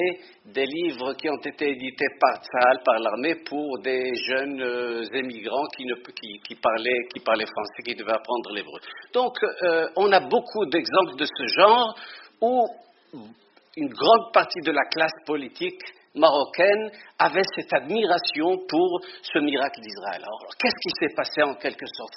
S'il n'y a pas d'antisémitisme, s'il y avait une si grande sympathie non seulement pour les Juifs, mais aussi pour Israël, on appelait d'ailleurs beaucoup de personnes comme Oufkir et Ben Barka, Sahab Lihoud, l'ami des Juifs. Et ils étaient pratiquement tous amis des Juifs. On disait aussi que, c'est pas on disait, mais dans tous les ministères, juste après l'indépendance du Maroc, il y avait des directeurs de cabinet et des hauts fonctionnaires dans tous les ministères marocains, à tel point évidemment qu'en 1956, on a même nommé un ministre juif, Dr Léon Benzaken, comme ministre des postes. Ce que n'a pas fait Israël pour les Arabes en 1948. Le Maroc, il l'a fait. Deuxièmement, c'est un acte évidemment symbolique, mais il n'y a pas eu que cet acte symbolique. Il y a eu plusieurs actes de ce genre. Il y a eu tellement de déclarations de la part de dirigeants marocains pour dire que les Juifs dans l'État marocain indépendant auront les mêmes droits que ceux des musulmans, que les dirigeants du Congrès juif mondial qui venaient là-bas pour défendre le droit des Juifs, ils ont commencé à dire à ces dirigeants marocains, arrêtez vos déclarations, parce qu'à force d'en déclarer tellement, on va croire qu'il y a un problème. C'était à ce point. Donc, je suis persuadé que c'était très sincère de la part des Marocains à cette époque qui voulaient retenir la communauté juive sur place. D'ailleurs, je dois faire une parenthèse pour nos jours et dire que quand on voit les sites internet ou quand on parle avec des juifs marocains actuellement en France ou en Israël ou autre part, on ne voit pas une amertume par rapport à ce qui s'est passé au Maroc. Au contraire, on regarde ce passé avec une certaine nostalgie assez positive.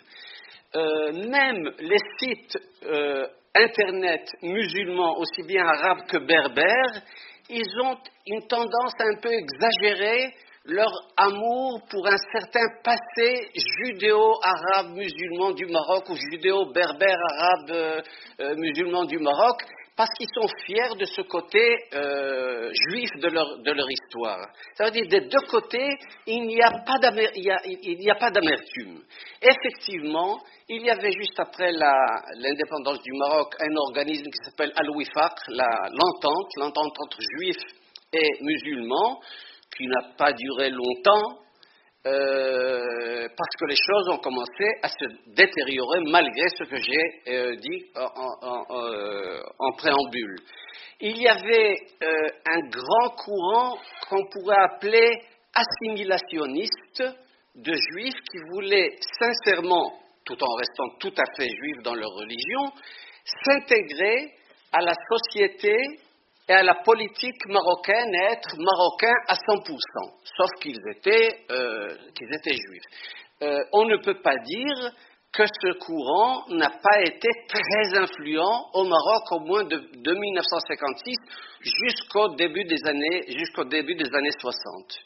C'est un courant qui était composé de jeunes, d'intellectuels, qui ont lutté beaucoup pour les droits des Juifs au Maroc, d'un côté, qui pouvaient être aussi très sionistes, mais sans le déclarer ouvertement, mais qui voulaient sincèrement construire le nouveau Maroc. Il y a même des personnes ici que je connais qui ont été des acteurs de ce mouvement, qui, juste après l'indépendance du Maroc, m'ont dit, plusieurs témoignages de ces personnes m'ont dit, on a senti cette indépendance du Maroc comme une certaine libération. C'était quelque chose de très positif, ce départ des Français. Une des preuves les plus flagrantes, c'est que quand je demande par exemple à des personnes qui étaient en classe, aussi bien des Juifs, qui étaient en classe avec des Français chrétiens et des musulmans marocains, tous me disaient on avait plus d'affinité avec les musulmans qu'avec les Français, sans parler évidemment de ce qui s'est passé, le numerus clausus et les Juifs qu'on a expulsés des lycées du Maroc, des médecins, des avocats qu'on a rayés de leur métier.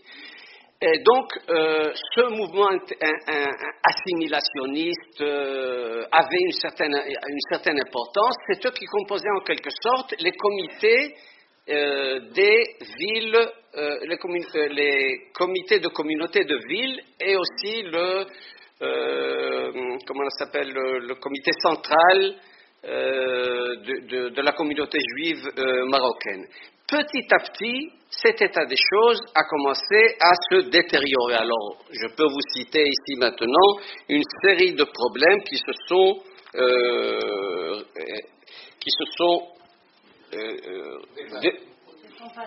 sont passés. Je commence par... Oh oui, je vais... 8 minutes. D'abord, deux événements qui se sont déroulés à l'époque coloniale, deux pogroms dont on ne sait pas exactement quelle a été leur cause.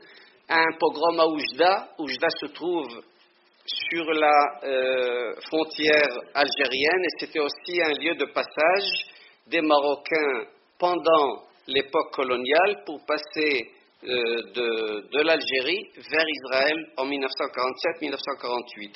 Le pogrom a eu lieu en 1948, donc aussi bien le côté géographique que le côté de la date prouve qu'il y a un certain lien avec la création de l'État d'Israël, mais ce n'est pas sûr. En tout cas, les Français n'ont rien fait pour éviter ce pogrom où il y a eu 40 morts, alors qu'ils pouvaient le faire. Un deuxième a eu lieu à Sidi Qassem, c'est la petite ville appelée par les Français Petit Jean en 1955, près de Meknès, où il y a eu 6 morts à cause de manifestations de Marocains contre les Français, et on s'est pris à des magasins juifs qui étaient dans la rue. Est-ce que c'était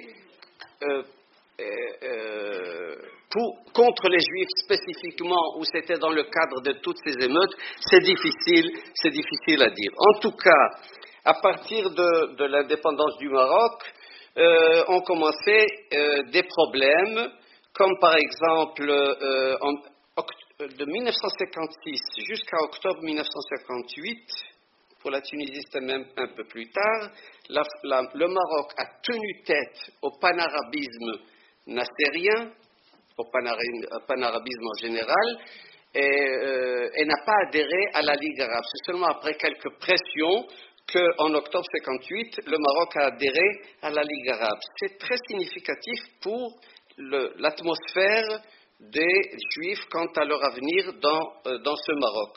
Ensuite, le 26 novembre 1958, à la même année, il y a eu ce qu'on appelle le Dahir de la marocanisation. Toutes les associations juives devaient avoir un comité directeur de personnes locales seulement et ne pas recevoir de subventions de l'étranger. C'était le Dahir, mais il n'a pas été très respecté.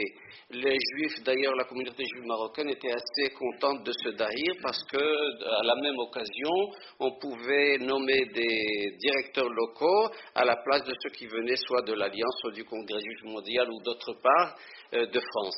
Un autre événement qui était très traumatisant quand même, c'était le 22 septembre 1959, la rupture des relations postales entre Israël et le Maroc après une réunion des ministres des Affaires étrangères des pays arabes qui s'est déroulée à Casablanca. Ça a coupé le lien ombilical, on dit ça? Ombilical entre la communauté juive marocaine et leurs parents et leurs familles en Israël. Le 1er septembre 1960, il y a eu un début de nationalisation d'un tiers des écoles de l'Alliance israélite universelle, ce qui a aussi causé beaucoup de problèmes. Avec ça je termine, concernant les migrations, il y a eu des pourparlers pour arrêter en quelque sorte. Les Marocains étaient très gênés par cette immigration clandestine. Ils n'ont rien fait pour l'arrêter. Ils ont laissé faire. Mais à partir de 1950, le premier alors, c'était en le 17 février 1959, on commençait avec un des directeurs de l'Alliance israélite universelle, André Chouraki, pour parler avec la gauche marocaine pour essayer de les persuader de laisser partir les Juifs. Pourquoi la gauche marocaine? Parce que tout le monde à cette époque était persuadé que le palais marocain allait perdre le pouvoir et que c'était Ben Barka Bourbid et ses amis de gauche qui allaient prendre le pouvoir. Les pourparlers se sont déroulés pendant de longues années. En tout cas, sans rentrer dans les détails, en mars 1960, les Israéliens ont décidé d'abandonner la piste Ben Barka et la gauche et d'essayer de convaincre Moulay Hassan, le prince héritier, d'arriver à un accord diplomatique pour un départ organisé, orchestré, financé ouvertement ou discrètement, en quelque sorte, du Maroc vers Israël. Le prince Moulay Hassan a envoyé un émissaire à Golda Meir, Ben Salem Gessous, le 15 avril 1960. Il a rencontré Golda Meir, il lui a expliqué en détail comment les choses doivent se faire pour ce départ, pour cette évacuation organisée, qui sera organisée par un organisme juif non sioniste, c'était l'AIAS.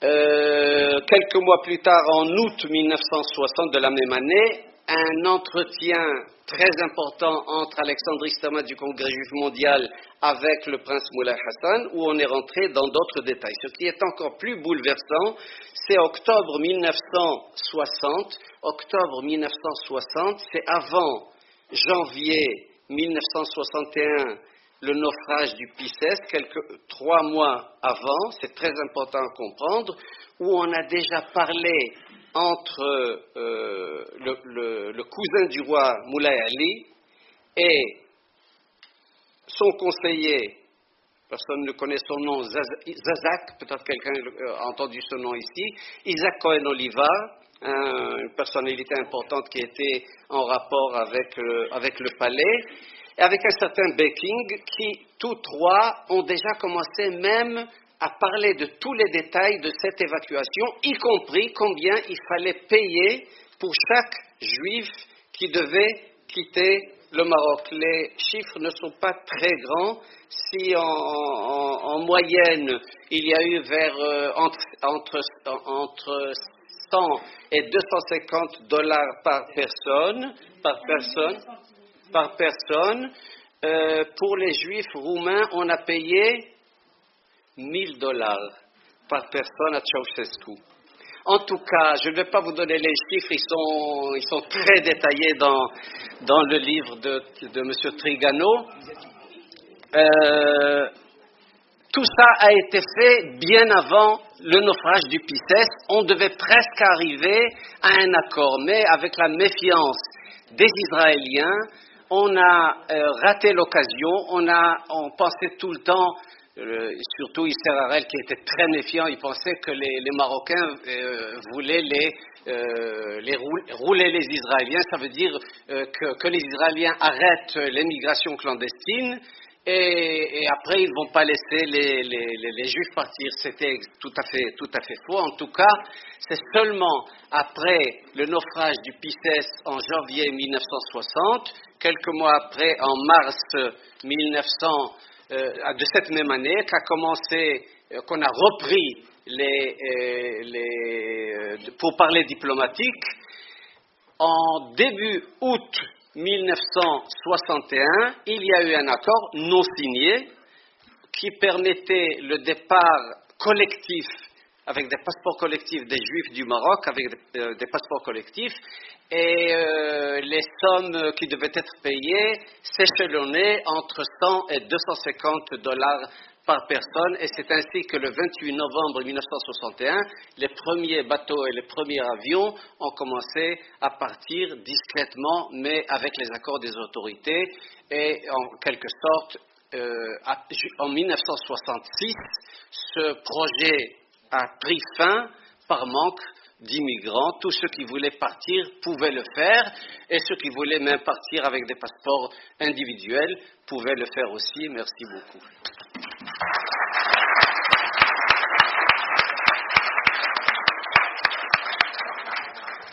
Merci beaucoup. Donc voilà, cette séance ce soir vous donne, j'espère, envie de regarder dans le livre et de voir la diversité vraiment des cas selon les lieux, selon les époques.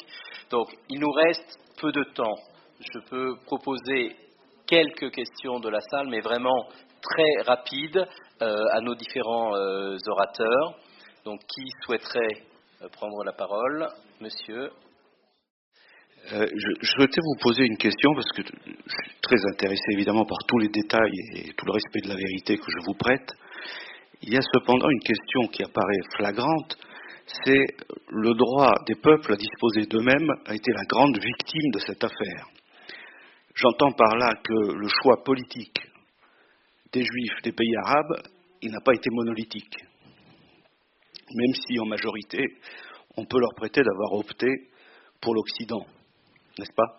Comme l'analysait le premier intervenant. Donc, ce que je souhaiterais simplement, c'est de savoir s'il y a eu des travaux d'historiens sur la pensée politique des dirigeants du futur État d'Israël touchant la question des Juifs des pays arabes. Voilà. S'il vous plaît, vous nous avez décrit une idylle juive au Maroc que moi, habitante du Maroc jusqu'en 1967, je n'ai pas connue dans les mêmes termes que vous. Pour une raison simple, c'est que vous n'avez pas répondu à la question pourquoi, étant donné cette idylle, les Juifs sont quand même partis. Expliquez, s'il vous plaît.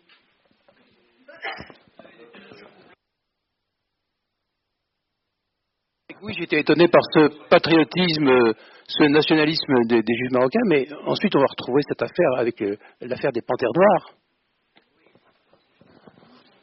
Il ne faut pas tout mélanger, hein, parce que la période avant Israël, après Israël...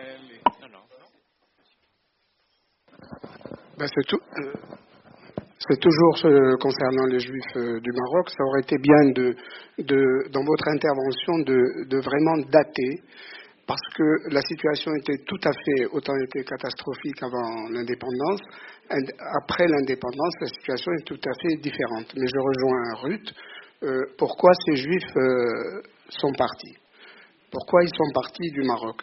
Vous avez parlé, on n'a pas parlé du tout on a parlé de la marocanisation. La marocanisation a beaucoup profité aux Juifs parce que, comme les Français ne pouvaient pas être détenteurs de sociétés et tout, les Juifs marocains pouvaient prendre des places importantes. Je crois que ce qui nous a handicapés, c'est l'arabisation. Ça veut dire qu'on ne pouvait plus suivre un peu, puisqu'on avait une éducation, une instruction, on était des élèves de l'Alliance, on ne pouvait plus suivre l'arabisation de la société. La deuxième raison, je crois qu'il faut évoquer, c'est la pauvreté qu'il y avait, et où il y avait toute une population juive qui n'avait plus aucun avenir. Et vous avez dit qu'au départ, Israël n'a pas cherché à amener les Juifs du Maroc en Israël. Si nous, on a passé à partir de l'âge de 13, 14, 15 ans, nos soirées à mettre des lettres dans les boîtes aux lettres, dans les quartiers juifs pour que les gens partent en Israël. Donc, je crois qu'il fallait évoquer ça, et puis il fallait évoquer que même si on était citoyen marocain, on n'était pas citoyen à part entière. Ça veut dire, tant qu'on ne prenait pas les bonnes places pour les musulmans, tant qu'on n'avait pas la place qu'on méritait, on pouvait être toléré. Et donc, il n'y avait plus de vie possible, si vous voulez, de vie démocratique. Voilà. Merci. Je pense que je vais donner la parole à M. Bin-Noun, puis à nos trois autres orateurs s'ils le souhaitent, pour que nous puissions conclure. Je commence par la remarque du dernier. J'aurais pu dire exactement la même chose. Vous l'avez dit à ma place. Il y a eu le problème de l'arabisation qui a causé beaucoup de problèmes à la classe dirigeante juive marocaine, parce que c'était justement la francisation était l'intérêt qu'avait pas l'intérêt mais l'avantage qu'avaient les juifs par rapport aux musulmans. Dans tous les ministères, comme je l'ai déjà dit, il y avait de hautes personnalités, de hauts fonctionnaires juifs qui ont été nommés. Donc, ils avaient de très bonnes situations. Avec l'arabisation, tout a changé progressivement. Ça ne s'est pas passé d'un jour à l'autre. Il y a plusieurs autres problèmes de ce genre qui se sont accumulés à travers le temps. Je ne suis pas rentré dans tous les détails, mais en tout cas, ce qui a causé le plus de tort qui a causé en fin de compte le départ des Juifs du Maroc, c'était cette méfiance qu'une catastrophe tôt ou tard allait arriver. Et cette peur, même si elle n'est pas arrivée, il y avait cette méfiance on s'attendait à ce qu'il y ait des problèmes. C'est arrivé avec l'arrivée de la visite de Nasser au Maroc en 1961, avec des exactions anti-juives. C'est arrivé indirectement avec le naufrage du Pisces. Et on commence à se poser des questions l'une après l'autre, et toute cette accumulation de problèmes, on finit par progressivement à faire partir d'abord les classes sociales les moins favorisées, ensuite même les classes moyennes, jusqu'à ce que très peu de personnes sont restées. Concernant votre remarque, vous devez le savoir, il y a une différence entre le travail d'historien qui se base sur des documents écrits et les opinions pas les opinions, mais le vécu personnel. Si je devais, je le suis aussi, j'ai vécu au Maroc, si je devais me contenter seulement de ce que je savais sur le Maroc, on aurait une toute autre histoire, très déformée, qui n'a rien à voir avec la réalité. Il faut évidemment traiter convenablement les documents. J'ai travaillé sur les documents du ministère des Affaires étrangères israélien à Jérusalem, de l'agence juive, du Congrès juif mondial, de l'American Jewish Committee, du Joint et de l'IAS, et indirectement, je dis bien, de ceux du Mossad. Donc on a une toute autre vision de ce que était vraiment la situation au Maroc et non pas telle que nous l'avons vécue personnellement. Moi, je pense qu'il y avait, dans tous les documents que vous avez explorés, des imprégnations idéologiques certaines, tant dans les documents du Mossad que de l'agence juive, que du ministère des Affaires étrangères, parce que ces juifs ne sont pas partis mus par rien, c'est pas possible. Pourquoi l'agent juive est venu les chercher? Il y a quand même de multiples questions qui se posent. C'était une communauté forte de 250 000 personnes. Pourquoi ils sont partis en si peu de temps alors qu'ils étaient si bien? Pourquoi est-on venu les chercher alors qu'on n'avait pas besoin d'eux? S'il vous plaît.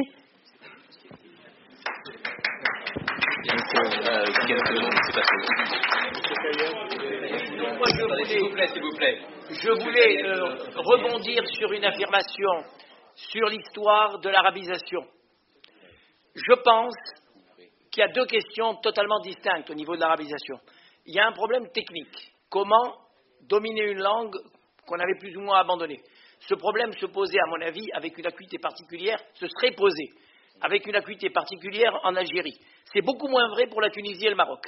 Techniquement, c'était concevable. Je crois qu'il y a une portée symbolique dans cette histoire d'arabisation, c'est que ça faisait un long siècle qu'on marchait linguistiquement vers la francisation. Et que brutalement, il y a un renversement total, il faut abandonner un siècle de tendance profonde pour tout à fait autre chose, c'est-à-dire pour l'inconnu.